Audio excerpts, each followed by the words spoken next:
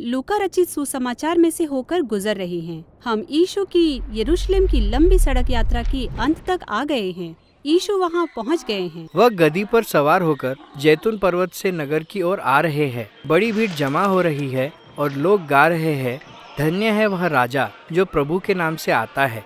लोग मार्ग में यीशु के सामने अपने कपड़े बिछा रहे हैं। यह सब राजसी व्यवहार क्यों? इजराइल के प्राचीन भविष्यवक्ताओं ने प्रतिज्ञा की थी कि एक दिन स्वयं परमेश्वर अपने लोगों को बचाने और जगत पर राज्य करने के लिए आएंगे। अन्य अवसरों पर भविष्यवक्ताओं ने एक आने वाले राजा के बारे में भी बात की थी जो न्याय और शांति लाने के लिए यरूशलेम में सवार होकर आएगा। तो यीशु उन सब आशाओं को जागृत करते हैं कि वे ही वह राजा है और सब लोग बहुत आनंदित हैं। पर वास्तव में सब लोग आनंदित नहीं हैं। धार्मिक अगुवे सोचते हैं कि यीशु उनकी सत्ता के लिए खतरा है, इसलिए वे आनंदित नहीं हैं। और इससे भी बड़ी बात यह है कि स्वयं यीशु भी व्याकुल है। वास्तव में सवारी करते हुए वह रोते हैं। अच्छा, लेकिन क्यों? क्योंकि यीशु भविष्य देख सकते थे। वह जानते थे कि उन्हें इजराइल के राजा के रूप में स्वीकार नहीं किया जाएगा और वह जानते थे कि इजराइल विनाश के मार्ग पर आगे बढ़ता जाएगा, कंगालों पर ध्यान नहीं देगा, अत्याचारी रोमी सरकार के विरुद्ध विद्रोह को भड़काएगा। वह जानते थे कि यह बातें मृत्यु तक पहुंचाएंगी। उनका दिल टूट जाता है और साथ ही वे क्रोधित भी हैं।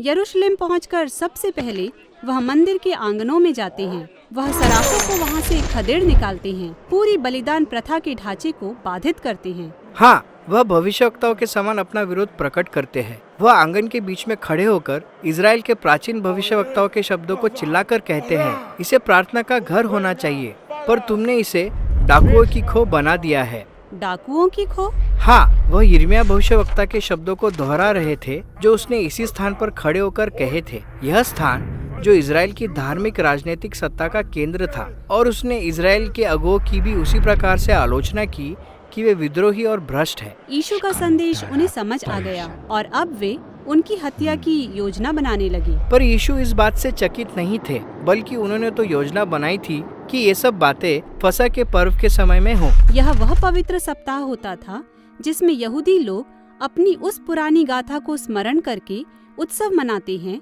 कि कैसे परमेश्वर ने उन्हें दासत्व से छुड़ाया और उन्हें एक वाचा के संबंध में लेकर आए। यीशु अपनी आने वाली मृत्यु के अर्थ को समझाने के लिए फसह के पर्व के प्रतीकों का प्रयोग करते हैं। तोड़ी गई रोटी उसकी तोड़ी गई देह थी और दाखरस उसका लहू था, जो परमेश्वर और इजराइल के बीच एक नई वाचा के संबंध को स्थापित करेगा। यीशु अपने लोगों के लिए अपनी जान देने वाले हैं, जिससे आगे के लिए एक नया मार्ग खुलेगा। भोजन के बाद यीशु अपने चेलों को प्रार्थना के लिए एक वाटिका में ले गए और यहाँ उन्होंने अपना प्राण बलिदान करने के बदले उसे बचाने की मानव इच्छा के साथ संघर्ष किया, पर उन्होंने इस परीक्षा पर जय प्राप्त की। यही वह स्थान था जहां धार्मिक अगुवे मंदिर के सिपाहियों के साथ आए और उन्होंने यीशु को वहां पाकर गिरफ्तार कर लिया। अब उस समय यरूशलेम पर रोमी साम्राज्य का शासन था, इसलिए मंदिर के अगुवे अपने रोमी गवर्नर पेंतुस पिलातुस की अनुमति के बिना यीशु को मृत्यु दंड नहीं दे सकते थे। तो उन्होंने यहाँ आरोप लगाया कि यीशु एक विद्रोही राजा है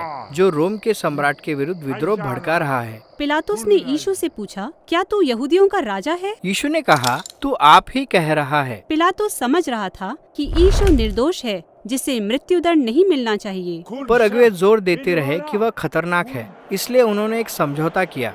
पिलातुस यीशु के स्थान पर बरअब्बा को छोड़ेगा, जिसने वास्तव में रोम के विरुद्ध विद्रोह किया था। इस प्रकार दोषी के स्थान पर निर्दोष को सौंप दिया गया। यीशु को दो और दोषी अपराधियों के साथ ले जाया गया और रोम द्वारा इस्तेमाल किए जाने वाले मृत्युदंड के साधन पर उन्हें कीलों से ठोक दिया गया। लोग उनका ठट्ठा कर रहे हैं, यदि तू मसीह राजा है तो अपने आप को और हमें भी बचा। पर यीशु ने अंत तक अपने शत्रुओं से प्रेम रखा और एक अपराधी को जो उसके बगल में मर रहा था आशा दी। उन्होंने उनके लिए भी प्रार्थना की जो उन्हें मार रहे थे, हे पिता इन्हें क्षमा कर, क्योंकि ये जानते नहीं कि क्या कर रहे हैं। फिर आकाश में अंधकार छा गया, क्योंकि एक निर्दोष व्यक्ति एक विद्रोही की मौत मरा था। तब यीशु ने जोर से चिल्लाकर इजराइल के प्राचीन भजनों के शब्दों में कहा, पिता मैं अपनी आत्मा तेरे हाथों में सौंपता हूँ। और फिर यीशु मर गए, निर्दोष और अकेले।